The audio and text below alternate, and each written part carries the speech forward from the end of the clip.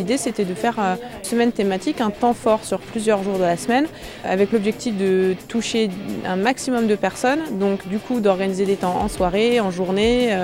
Ça part d'un constat des mamans et des familles qui fréquentent la récré des parents. C'est un temps d'échange organisé par la municipalité, faisant le retour de la difficulté de se positionner face à leur enfant avec une utilisation pas toujours adaptée et un peu abusive des écrans, des téléphones, des smartphones, des divers jeux vidéo et autres. Et donc ça, la tablette, c'est pas la peine ? Donc vous pouvez mettre des enfants sur des tablettes. Ce soir, on a surtout parlé des petits. Je sais qu'il y a des interventions qui se font aussi au collège, ou des interventions sur des enfants plus grands, des interventions sur des addictions. Ça va permettre aux parents d'abord de choisir ce qui les concerne, et en plus d'être dans une plus grande réalité au lieu d'être dans des choses complètement exagérées. Cette soirée, est-ce qu'elle a répondu aux questionnements que vous vous posez ?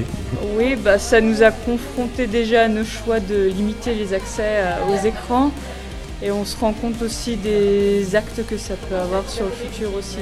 On voit qu'à chaque âge, il y a des tranches d'âge quand même pour certaines choses, et la société aujourd'hui nous incite fortement à consommer des choses qui ne sont pas forcément bonnes pour leur éducation. C'est complètement une bonne initiative, déjà parce que c'est des questions qu'on se pose en tant que parents. En plus, on n'est pas forcément accompagné ou avec des connaissances autour de nous pour répondre à ces questions. Donc que la ville se préoccupe de ça puis organise des thématiques comme ça, des petites rencontres de ce style, c'est super intéressant. Ouais.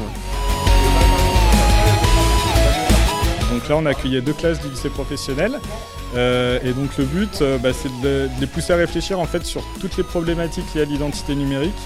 Donc à la fois ce qu'ils mettent en ligne, les répercussions que ça peut avoir, donc ce qu'ils mettent en ligne sur les réseaux sociaux, leurs contacts, et puis à la fois tout ce que les marques récupèrent comme données personnelles et utilisent pour faire de la publicité.